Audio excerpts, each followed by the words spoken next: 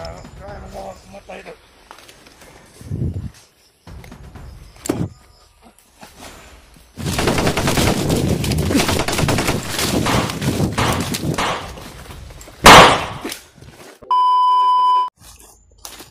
So yun po mga tol, napatakbo po kami ni Brad Pidot dito dahil nakarinig po kami ng mga putukan, sunod-sunod po na putok mga tol. At kabisado ko po yung mga putok na yun dahil matagal din kami nagsama ni Kuya Bads mga tol.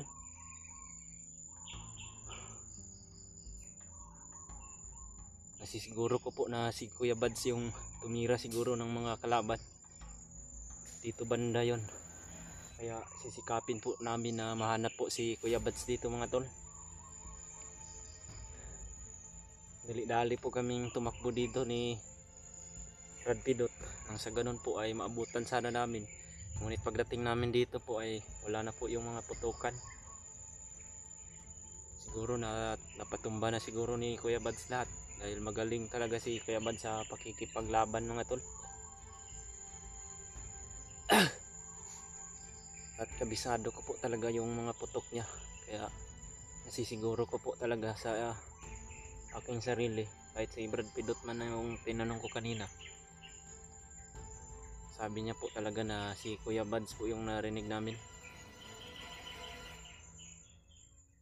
Sana po ay matagpuan na namin yung mga kasama namin sa ganun po mga tol, maging malakas po yung puwersa namin dahil pag ganito po yung sitwasyon ngayon, watak-watak po ang aming team, mas lalo po kaming mahirapan sa mga misyon na aming gagawin. Lalong-lalo na po ngayon, napakarami po ng bihag. Nakita ko rin po yung video nila ni Jipot at ni Brad EG. Mayroon din po silang sinusundan po na bihag na isang babae. At nasisiguro ko din po na nangangailangan din yun ng tulong. Kaya po, kailangan po talaga na sana po ay magtagpo na po kami ng aking mga kasama. Si Brad Pidot naman po ay gusto niya din na makita na po ulit yung mga kasama namin, ngunit kahit anong ginagawa namin para makita sila, hindi po talaga namin makita dahil po sa napakalawak po talaga itong bundok na napasok namin. Hindi ko po alam, mayroon pong nagsisend ng mga location sa akin. Nagsisend po si Kuya Bads ng location sa aking messenger, ngunit hindi ko po rin kabisado kung anong lugar yun dahil pantay-pantay lang kasi yung mga damo dito at yung mga puno ng kahoy, ganun din po. Alam ko po talaga mga tol, at ramdam ko po na nasa paligid lang si Kuya Bads dahil rinig ko po talaga yung putok niya. Nakasagupa siguro si Kuya Bads ng mga kalaban ba, kaya dali-dali po kami tumakbo dito kanina ni Brad Pidot. Brad, rinig talaga natin yung putok Brad ba? Kay Kuya Bads talaga yun Brad. Dahil kabisado talaga natin yung putok ni Kuya Bads dahil sobrang hindi namin naririnig yung banda yun sa unahan. Pero tignan natin mamaya dyan Brad, copy natin na magkita tayo ulit ba. Sit po sa amin ng lokasyon si Kuya Bads, hindi po namin kilala, hindi po namin kabisado yung sinint niya. Ano namin yun? Kambayan namin. Kilala ko po itong kahoy na ito Brad. Hanagdong po yung tawag ito sa amin. Iwan ko lang po sa iba. Iba rin. Iba dito. Yung nasa bukid pa ako noon, ginagawa din namin ito ng bahay Brad. Pinapasinso namin ba, ginagawa naming tabla. Ngunit hindi po masyadong tumatagal dahil hindi po tigasin yung kahoy na yan. Brad, ayun na Brad. Tingnan natin yung mga putok kanina dito, Brad. Baka si Kuya Buds nandito lang sa malapit ba.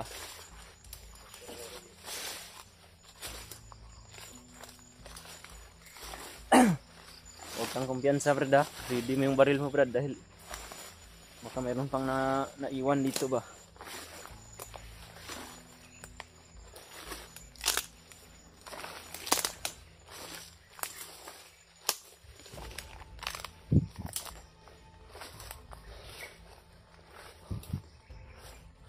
Uy, Brad.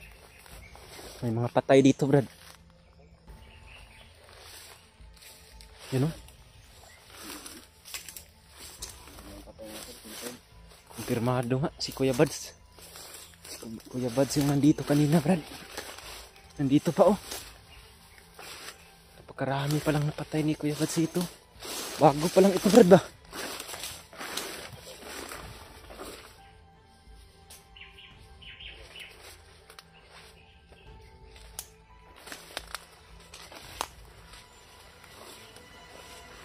Kumpirmado po talaga mga tol. Mayroon po talagang isang kasamahan siguro namin na nakipagbakbakan dito. Rinig po namin ni Brad Pidot kanina sa malayo pa lang kami. May mga putukan po talaga dito na dito galing. At sunod-sunod po yung putok mga tol, dalawa. Yun po yung parang signature na putok ni Kuya Buds. Pasunod dalawa pa para yan yung kasing sinasabi niya sa amin noon na pag maghiwalay kami, kung mayroon ng mga putok na kagaya sa kanya, siya po yung nasa lugar.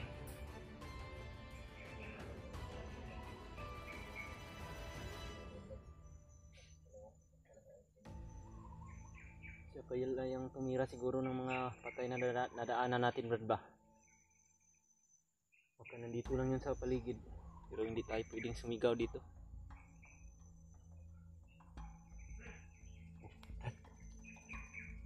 Mayroon din pumunta dito. Siguro rinig din siguro nila yung mga putok na.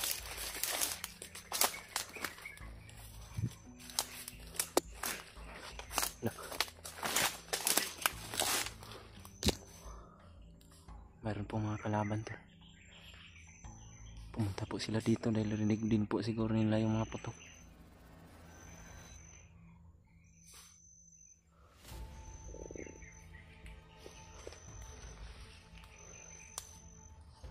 Tirahin mo naman.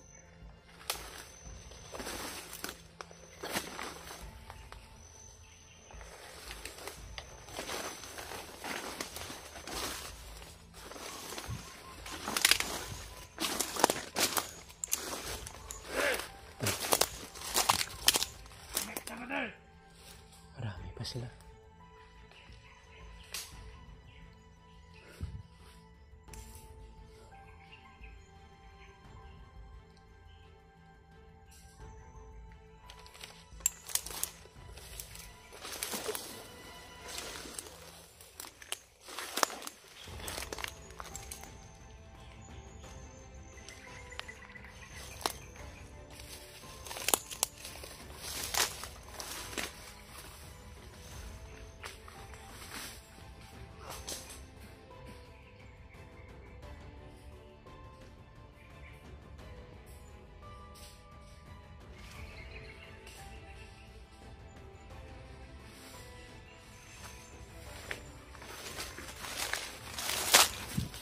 Brad, huwag tayong kumpiyansa dito, Brad. Marami sila, Brad.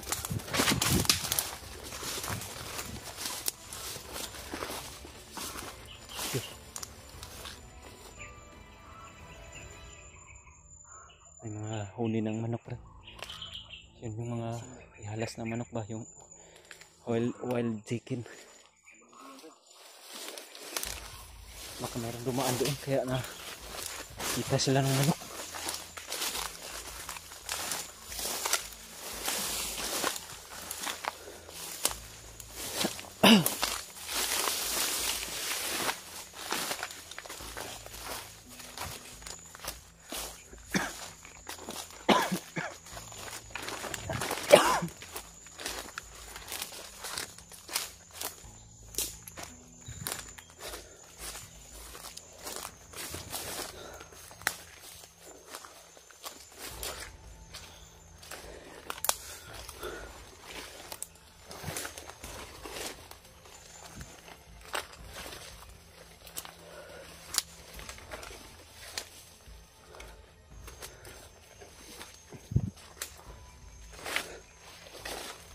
Kaya yun si Kuya Buds ba?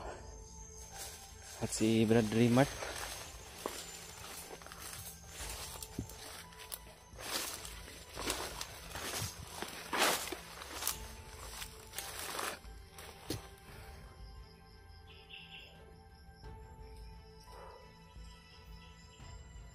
Ito yung ginagawa namin mga tol, na pagkaya po namin ni Brad Pidot na hindi magpaputok, hindi po talaga namin gagamitin itong baril para hindi po mabulabog yung area.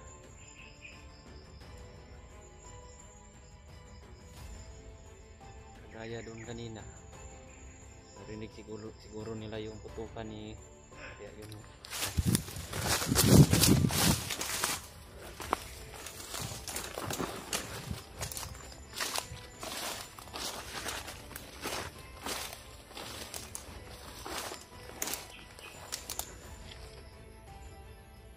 Yun mga tol.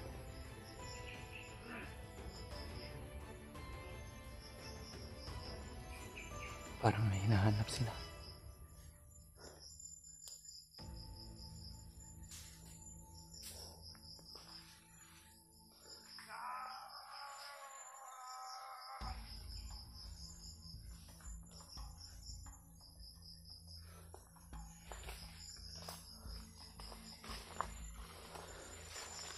Kaya mo matay doon.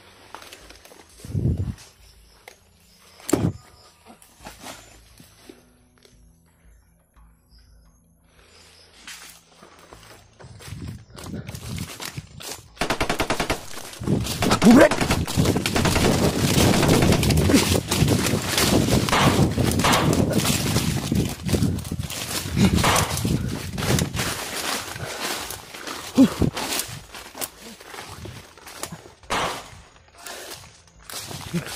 Marami talaga yung kasama, Brad.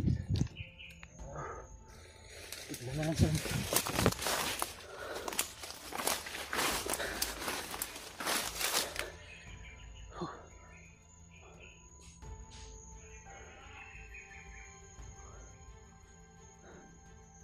Baril yung gamitin natin, Brad. Nakita na tayo eh.